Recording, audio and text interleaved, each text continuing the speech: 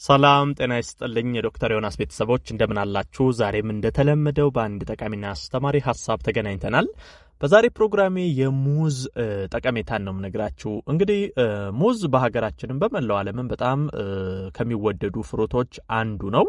በርካቶቻችሁ ሙዝ ትመገባላችሁ። ነገር ግን ሙዝ ስትመገቡ የትኛው የሰውነት ክፍላችሁ ምን አይነት ጠቀሜታን እንደሚያገኝ አብዛኞቻችሁ አታውቁም። ስለዚህ ዛሬ በዚህ ቪዲዮ ምነግራችሁ በተለይ በቀን አንድ ፍሬ ሙዝ ብትመገቡ ይሄ በነገራችን ላይ በግልጽ ምልክት የሚያሳዩ ነገሮች አሉ። ለምሳሌ በቀን አንድ ሙዝ ለአንድ ሳምንት አሁን በተከታታይ ብትበሉ ሰውነታችሁ ላይ በጣም ከፍተኛ ለውጥ ታያላችሁ። ስለዚህ እስቲ ሙዝን ብንመገብ ምንድነው የምናገኘው ጠቀሜታ?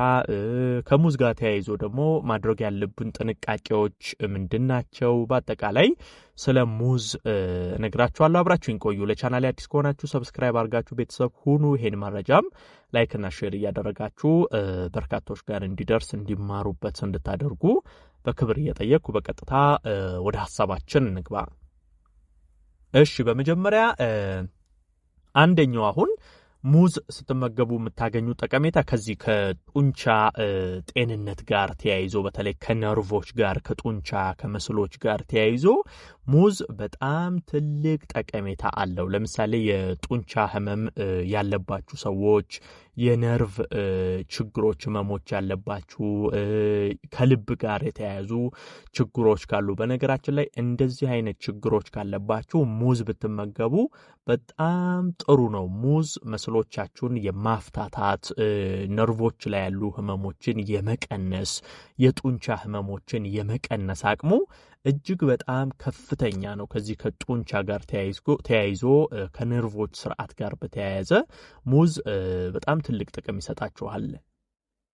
በነገራችን ላይ ሙዝ ወደ 37% የቫይታሚን B6 በዚህ በሙዝ ውስጥ እናገኛለን። ይሄ በተለይ ሙዝ ውስጥ የምናገኘው ይሄ የቫይታሚን B6 ይዘት ለቀይ ደም ሴል በጣም ጥሩ ነው። በነገራችን ላይ ለምሳሌ እንደ ነስር፣ ማዞር እንደዚህ አይነት ችግሮች ካለባችሁ ሙዝ ተመገቡ። ሙዝ ስትመገቡ የዚህ የቀይ ደም ሴልን ምርት ስለሚያሻሽል ስርዓቱን ስለሚያስተካክል ማዞር እንደዚህ አይነት ችግሮችን ከደም ማነስ ጋር ከደም መፍሰስ ጋር ተያይዞ ያሉ ችግሮችን የመቅረፍ አቅሙ በጣም ከፍተኛ ነው። ነስር የሚያስቸግራችሁ እንደዚህ አይነት የደም መፍሰስና ከእንደዚህ አይነት ነገር ጋር ተያይዞ ሙዝ መመገብ ጥሩ ተፈጥሯዊ መፍትሄ ይሆናችኋል።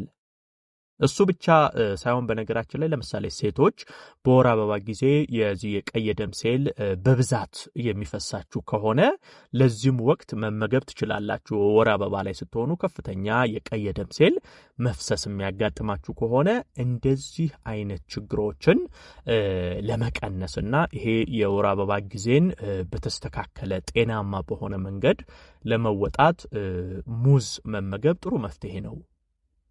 ሌላ ማንሳት መፈልጋለሁ። ለምሳሌ ከእርግዝና ጋር ተያይዞ ከልጆች እድገት ጋር ተያይዞ ሙዝ ያለውን ጠቀሜታ ነው። ቀደም ቫይታሚን B6 አለው ብያችሁ ነበር።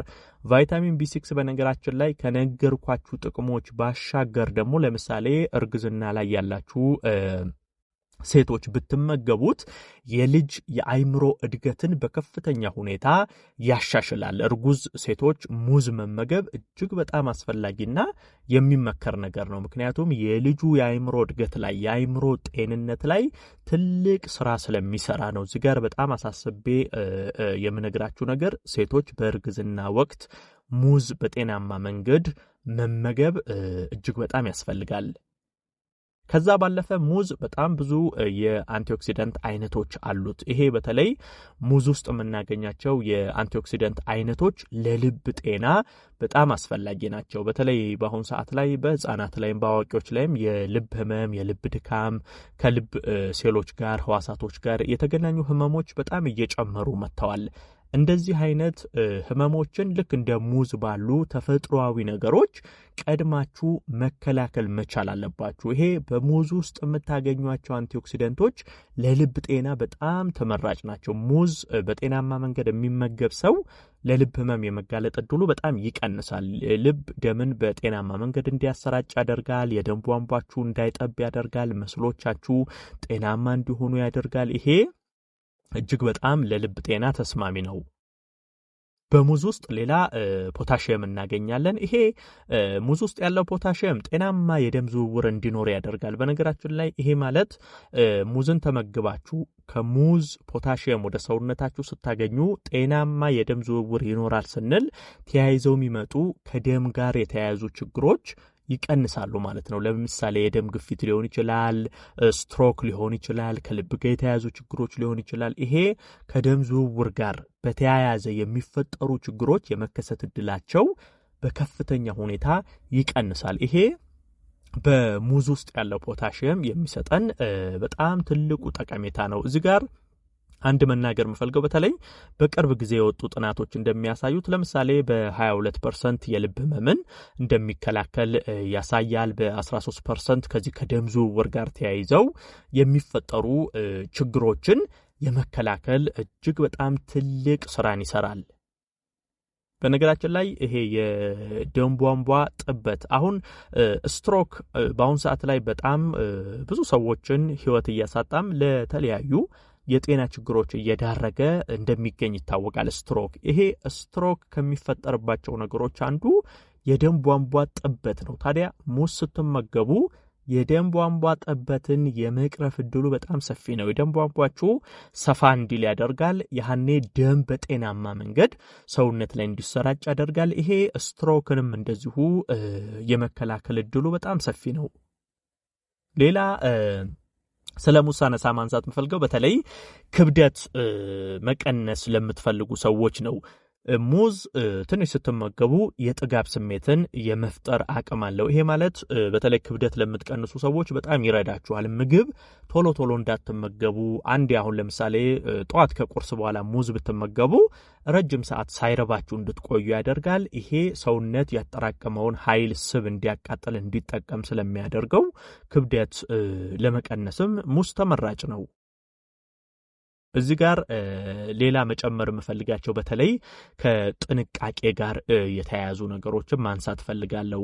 ሙዝ ከፍተኛ ፖታሺየም አለው። ይሄ በተለይ የኩላሊት ህመም ላለባችሁ ሰዎች ሙዝ አይመከረም። ምክንያቱም ሙዝ ኩላሊት ላይ ከፍተኛ ጫና ያሳድራል። ምክንያቱም ከፍተኛ ፖታሺየም አለው። ፖታሺየም ደግሞ በተለይ የኩላሊት ህመም ላለባቸው ሰዎች ፖታሺየም ስለማይመከር ይሄን ያህል የኩላሊት ህመም ያለባችሁ ሰዎች ሙዝን ብዙም ባትመገቡ መልካም ነው። ይሄ አሁን ፖታሺየም ያላቸው ምግቦችን ምንጊዜም የኩላሊት ህመም ያለባችሁ ሰዎች ጥንቃቄ ማድረግ አለባችሁ። ከዛ በተጨማሪ ጥንቃቄ ላይ መጨመር እንፈልገው ለምሳሌ የስኳር ህመም ያለባችሁ ሰዎች ሙዝ አሁን ይሄ ከላይ የዘረዘርኳቸው ጥቅሞች አሉ። እነዚህን ሁሉ ጥቅሞች ሙዝ ይሰጠኛል ብላችሁ የስኳር ህመም ያለባችሁ ሰዎችም ሙዝን ብዙ ባትመገቡ። ይሄ የስኳር ህመም ያለባችሁ ሰዎች ምን ጊዜም የህክምና ባለሙያችሁን አማክራችሁ የስኳር ሁኔታችሁ ያለበት ሁኔታ ታይቶ ነው ምን ያህል ሙዝ መመገብ አለባችሁ፣ በስንት ያህል ጊዜ መመገብ አለባችሁ የሚለው ይሄ ስኳራችሁን የሚከታተለው ሙያተኛ የሚወስንላችሁ ነገር ስለሆነ የስኳር ህመም ያለባችሁም ሰዎች ዝም ብላችሁ ቀን በቀን ሙዝን ደፍራችሁ ባትመገቡ መልካም ነው። ስለዚህ የኩላሊት ህመም ያለባችሁ፣ የስኳር ህመም ያለባችሁ ጥንቃቄ አድርጉ። ከዚህ ውጭ ያላችሁ ሰዎች ግን በቀን አንድ ፍሬ ሙዝ ብትመገቡ ከላይ ያየናቸውን ሁሉ ጠቀሜታዎች ማግኘት ትችላላችሁ ማለት ነው። ይሄን መረጃ ላይክ፣ ሼር አድርጋችሁ ለሌሎችም አጋሩ። ለቤት አዲስ የሆናችሁም ቻናሌን ሰብስክራይብ አድርጋችሁ ቤተሰብ ሁኑ። ይሄን መረጃ ለሌሎች አጋሩ። የዛሬን በዚሁ አበቃው። በቀጣይ ቀን በሌላ ጠቃሚና አስተማሪ ሐሳብ ዳግም የምንገናኝ ይሆናል። እስከዛው በያላችሁበት መልካም ጊዜ